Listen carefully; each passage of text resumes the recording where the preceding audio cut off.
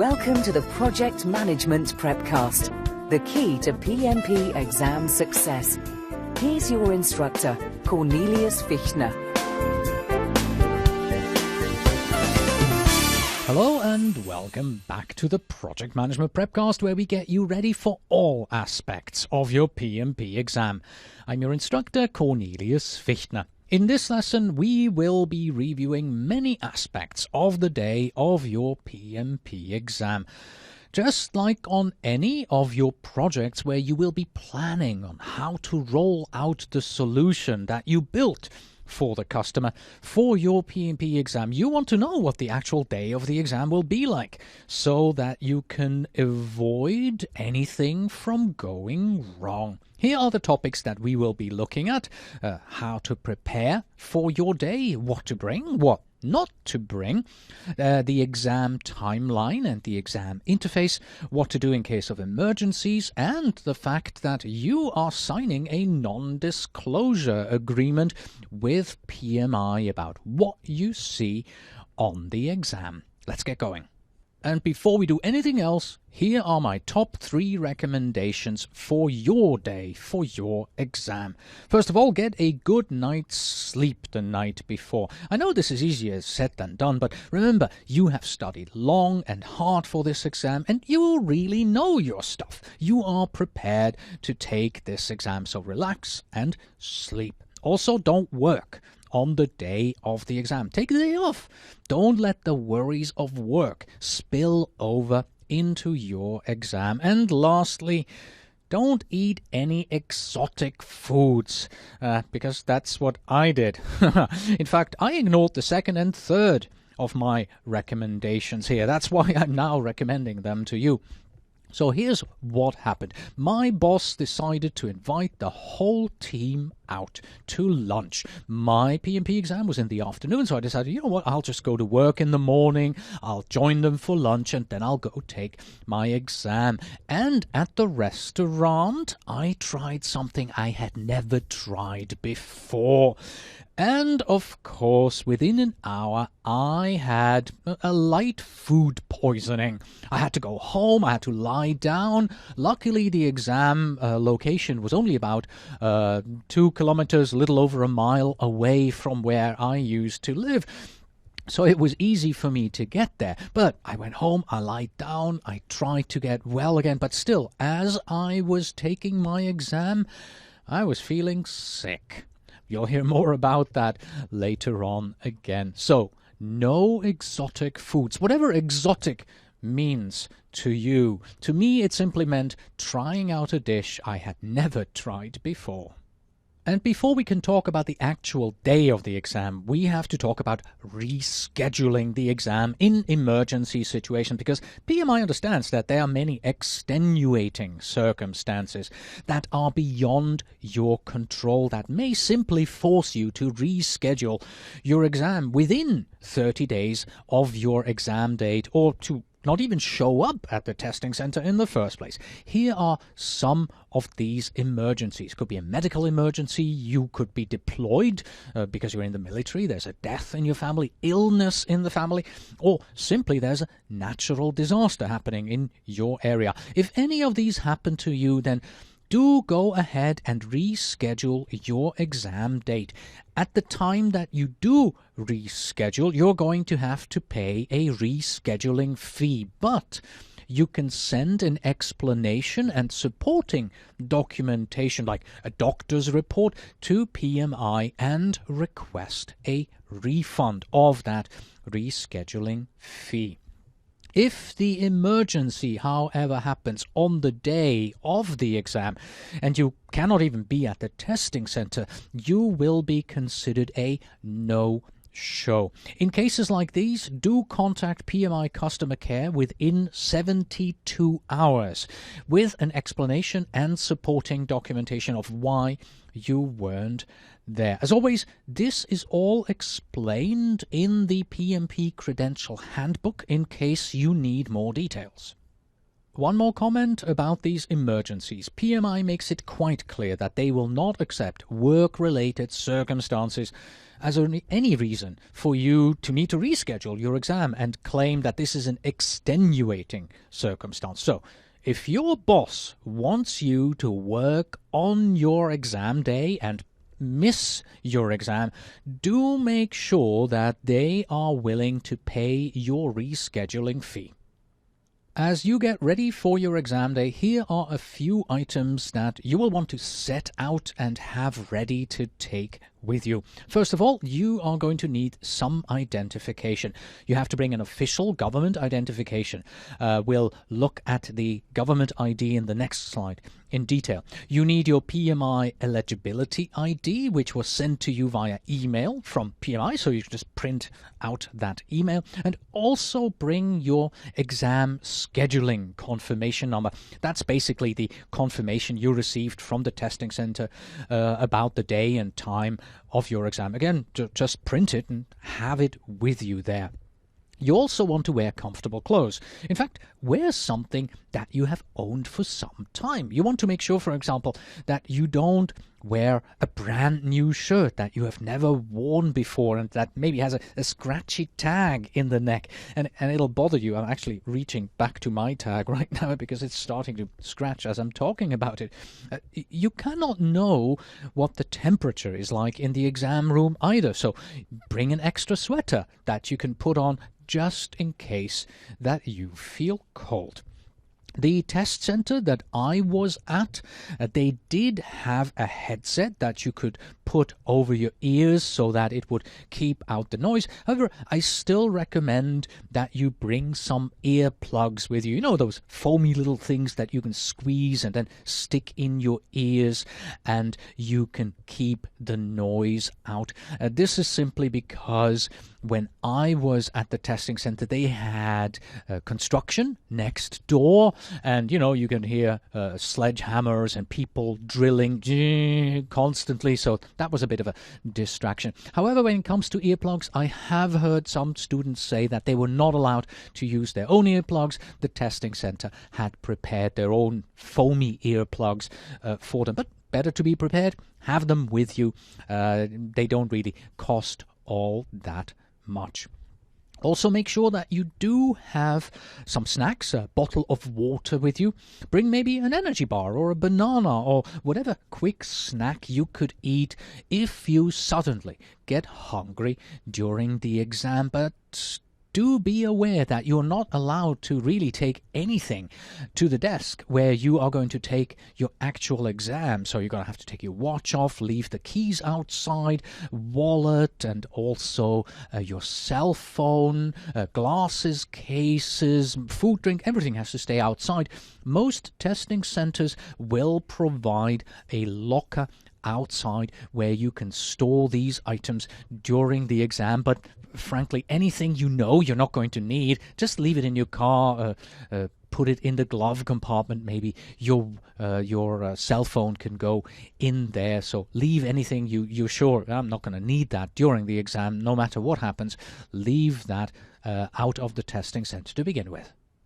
Once you arrive at the testing center, you are going to have to prove that you say who you are. So PMI and Prometric, they require you to show one form of identification. And although they only need to see one ID, I still recommend have two forms of ID with you. Your passport, ID card, a driver's license, just bring two of these. The name that is listed on these IDs should show the same name as on your scheduling notification. In my case, none of my IDs actually showed the same name that on the notification. In fact, none of my IDs even showed the same name. So my full name is Cornelius Friedrich Martin Fichtner. That's what you will find in my passport. My driver's license says Cornelius Friedrich Fichtner, and my scheduling notification just simply said Cornelius Fichtner. So I had a problem there. What I did is I stopped by at the testing center 10 days before my exam.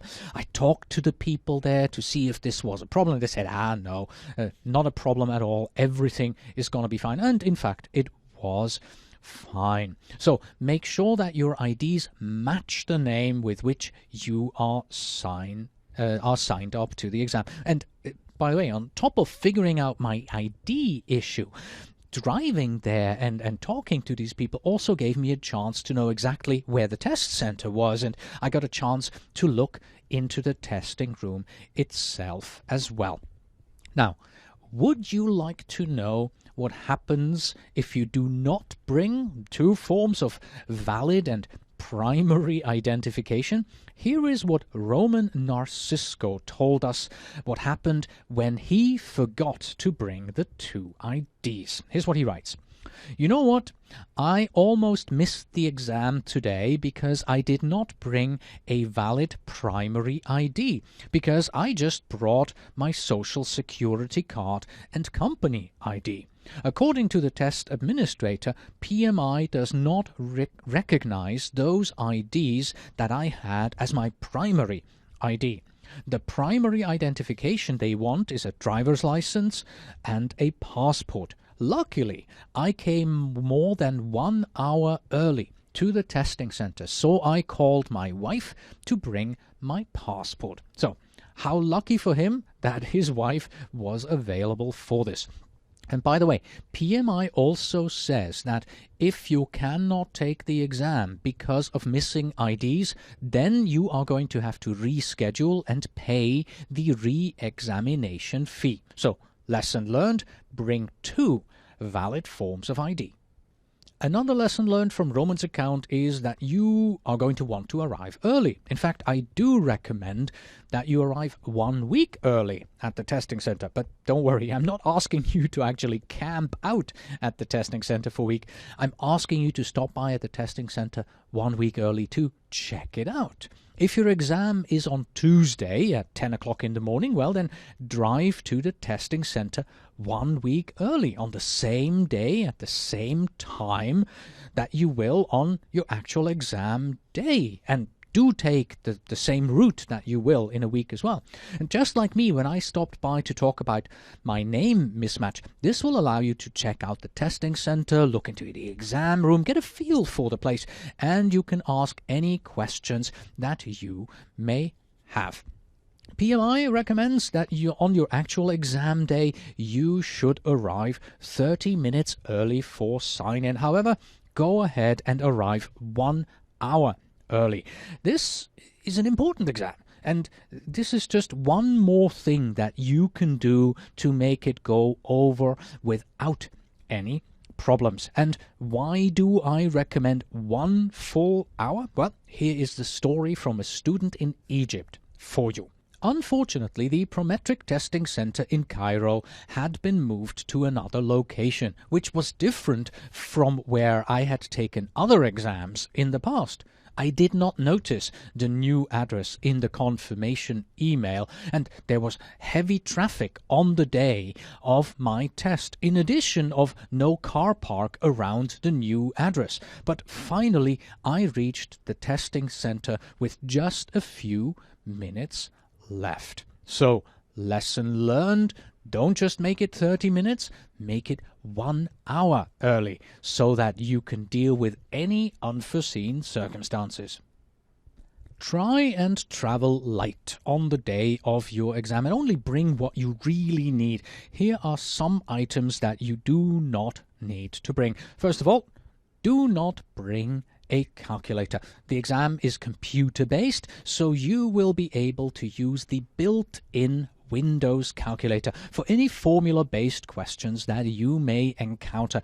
And it's actually a good practice to start using it today already. So if you encounter any formula-based questions as you are practicing, don't pick up your handheld calculator. Use the Windows calculator on the screen to get used to doing that. Also, don't bring any electronic devices, tape recorders, video cameras, pagers, MP3 players, etc. Just leave them in the car. You don't even have to bring a paper or pencil. The testing center will provide that for you. In my case, they gave us 2 yellow sheets of paper, and you had to return those after the test. I've heard of other testing centers that give you 1 piece of paper, and some give you an unlimited supply. When it comes to what you cannot bring to the testing center, please do take a look at the credential handbook. It contains a full list of the items not to bring. The check-in process for the exam, pretty straightforward, nothing that you wouldn't expect. First of all, the representative of the testing center will greet you and check your identification. Most testing centers then have a sign-in sheet that you have to sign and put your signature on there as well. As always, there'll be forms that you have to fill in, review and sign. Do expect some waiting time during the check-in process, and use this waiting time to look around and peek through the window into the testing area where other people will already be sitting and taking their exam. Use this waiting time to get comfortable with the testing center and the processes by observing how the representatives treat and deal with other exam takers who come before you. You may also, of course, want to go to the bathroom. You'll be asked to empty your pockets and store all items in a locker. So those are not huge lockers, so the more you can leave outside, the better. And then at one point, your name is going to be called, and the representative will walk you to your exam desk to help you get set up. And while they are walking you over to your desk, please take a look around and note that video recording is in progress in the testing center. This is of course intended to discourage any form of cheating and not to make you into a movie star.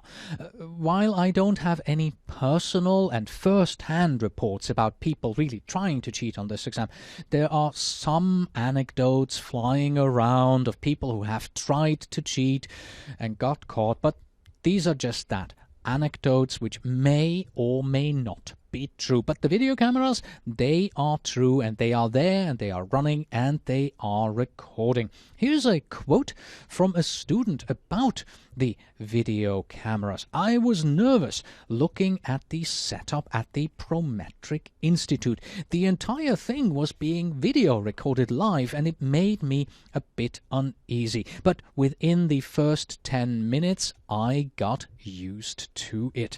And a second student actually reported back to us that in his particular testing center, they had little cameras on top of each of the monitors, video recording you as you were sitting there and taking the exam straight into your face. So be aware that there probably will be videotaping going on as you take the exam, but also remember that you'll probably forget about it as soon as you sit down and your exam gets going.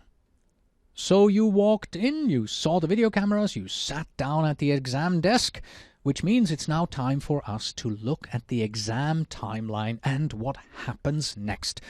The exam itself is preceded by a tutorial. Some students have reported back that the person who walked them to the desk had clicked the button to start the tutorials, but others, myself included, we were just told to start the tutorial ourselves whenever we are ready. You won't know until you get there and sit down. PMI says the tutorial takes about 15 minutes to take, but most people go through this in 5 to 7 minutes, and the time the tutorial takes, really, it doesn't count against you, so it's not part of the 4 hours. The tutorial is optional, but I strongly recommend that you go through the complete tutorial and pay close attention to how things work in the exam. After all, you want to know how to take the exam the right way and not miss anything. Use the time the tutorial offers also to get comfortable and calm down a bit. Your pulse is probably racing at this time and you want to relax somewhat before you start the actual exam. Once you are done with the tutorial, you'll probably have some time left over from the allowed 15 minutes. So just let the tutorial clock continue to run down and use whatever time is left over to do your brain dump and write down all those important concepts that you have studied onto the pieces of paper that you have been given. And then at some point, you are going to have to click the Start Exam button. From this moment on forward, you will have 4 hours to go through all of the questions. Of course, emotions are still high during this time, but you should feel pretty comfortable at this point that you can get through this. After all, those hours of studying and practicing exam questions, you will come out victorious at the other end. By the way, the exam clock never stops. There are no scheduled breaks for you. It's okay for you to take a break, and everybody does take a short break at one point or another during this 4-hour exam. But you have to be aware that if you take a 7-minute break, it means, well, you have 7 minutes less time for your exam. You'll see a countdown timer on your screen, so you always know how much time is left. Also, prepare yourself for the fact that there will be activity around you in the room. People are always coming and going into the room because their exams, they start at different times, and not all of them take 4 hours. So be prepared for movement and noise around you. After you're done with the exam, either by clicking the End Exam button or when your time has run out, you are going to take a survey. Again, PMI says the survey takes about 15 minutes and doesn't count against your exam time. According to PMI, the survey is optional and it helps PMI to learn how your exam experience was. However, even though they write it's optional, we have heard stories from some exam takers who said that their system, it was mandatory. It just forced them to take the survey. Again, you won't really know until you're there. And then after what seems an eternity, your exam report, pass or fail, will be shown on the screen.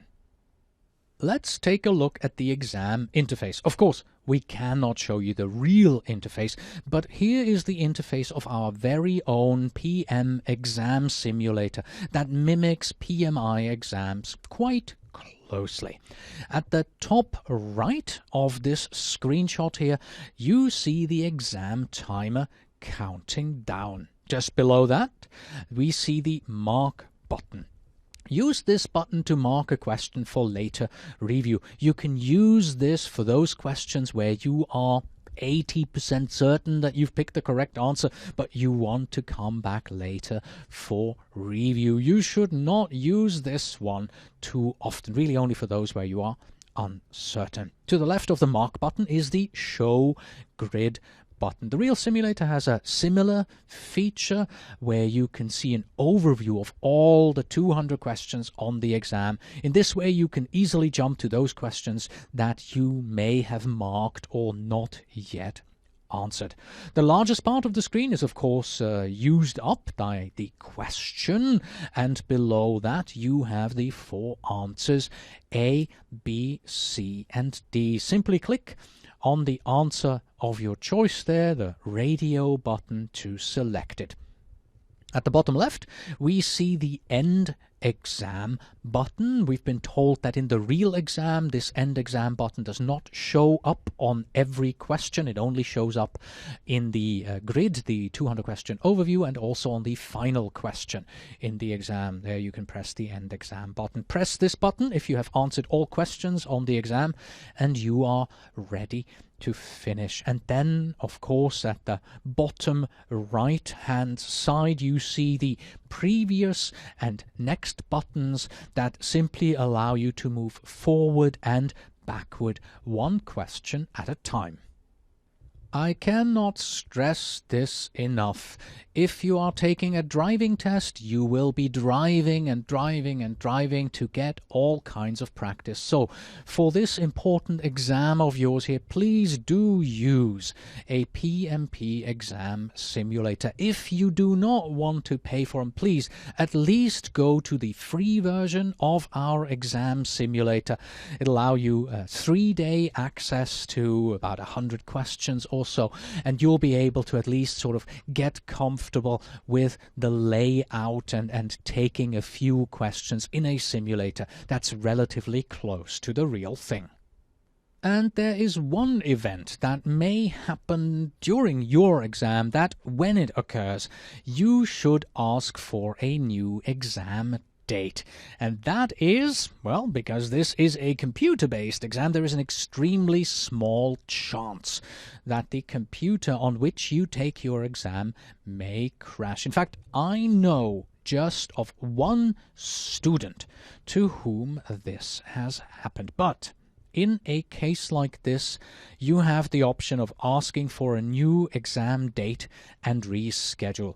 After all, your exam has just been terribly disrupted. You have been pulled out of the zone, and trust me, it will be difficult for you to get back into the flow of things. So go ahead and ask for a new exam date if your computer crashes during the exam. Many students wonder if the time allowed to take the exam, the 4 hours, will be enough. Well, that depends entirely on the individual taking the exam, on you. Generally speaking, if English is your mother tongue, then you will finish the exam faster than someone like myself who had to learn English as a second language. So for you, it will be a lot of time. And of course, if you are like me and you feel sick during your exam because of some strange food that you have eaten, it will barely be just enough time. But in the end, I did pass, and considering that I was really sick, I had my head was just full of cotton and my eyes were foggy, I still passed. That should show you that any person who studied and prepared properly and then didn't eat strange foods should be able to pass a PMI exam.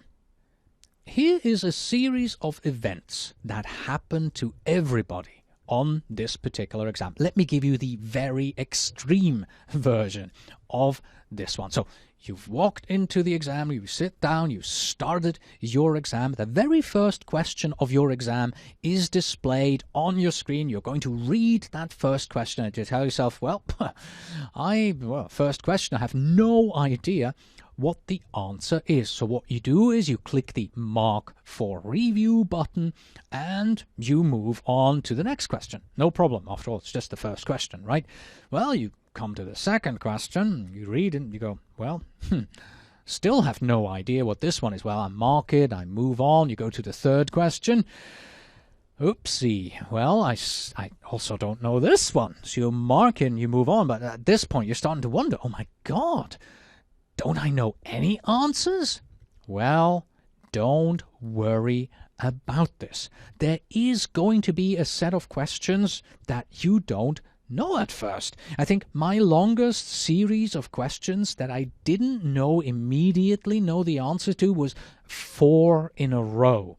It wasn't the first 4, but it was somewhere in the 200 that I had 4 questions in a row. No idea what the answer is. All you have to do is not to lose your cool. Instead, mark the questions, move on. Don't be like the guy in the picture here and let the exam get to you. I promise, eventually you will find a question that you can answer, and that will build your confidence, and then you can go back and answer those questions that you didn't know at first.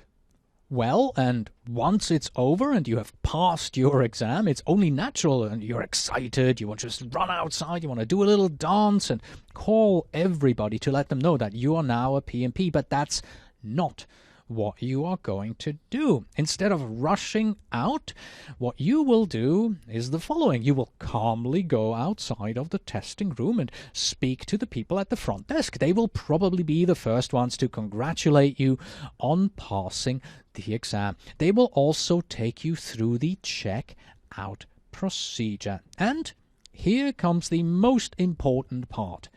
Do not leave the testing center without a printed exam report. This is because the printed exam report is your only proof that you have just passed the PMP exam. The chances that you need it as proof are minimal, but consider the plight of another student of ours who took his exam in a testing center that was going to be shut down the next day. And guess what? His electronic exam results were lost in the shutdown process. But he had the printed exam report, and he was therefore able to prove to PMI that he had indeed passed his exam, and he is now certified. But you also want to be prepared for the following before, during, and after your exam. Processes do change. So don't think that what you hear right now is written in stone. PMI and Prometric may change how they do things at a moment's notice. Also, there are testing centers that follow different rules. In one case, one of my students was not allowed to leave the exam room except for emergencies. Or maybe they tell you that you are not allowed to wear any jewelry. Or maybe the testing center doesn't have any lockers and you have to leave all your belongings in the car. You really won't know the exact processes until the day when you arrive. Yes, all testing centers should be following the same procedures, but they're just human, and things may be different in each testing center, the way they interpret them. Here is what you need to do. Don't let that bother you. Breathe in, breathe out, stay cool, stay calm. These process changes are really not what counts at this time. So go with the flow. Accept the changes. Work with these new rules and regulations. Adjust to them. Work with them. And then go and pass your exam. There is one final topic that we need to look at, and that is the fact that you cannot discuss exam questions with anyone. When you submit your PMI application, then you agree to abide by the PMI Certification Application and Renewal Agreement, which you can find in the Credential Handbook, of course. Among other things, this agreement addresses post-exam questions and discussion. The quote that you see here is from this agreement, and it says, "Furthermore, I agree not to discuss, debrief, or disclose in any manner the specific content of PMI examination questions and answers to any individual." With this, PMI makes it clear to you that you cannot talk about the detailed questions on the exam, and if you do, then you could lose the certification that you have just earned. Well, and after seeing the statement on the previous slide, you may be asking yourself, well, what can I discuss about the exam? Well, you can give general impressions that the exam was harder or easier than you expected, or that there were no questions on the exam that really surprised you, or that you are glad that you went to the testing center a week before to check it out. You can discuss the topics that you came across on the exam in a general manner. For instance, you can recommend to other students that it's really, really important that they know the earned value formulas, but they really don't need to know a lot about what project portfolio management is, and they can pretty much just skim it in their studies and know what the PMBOK guide says about it.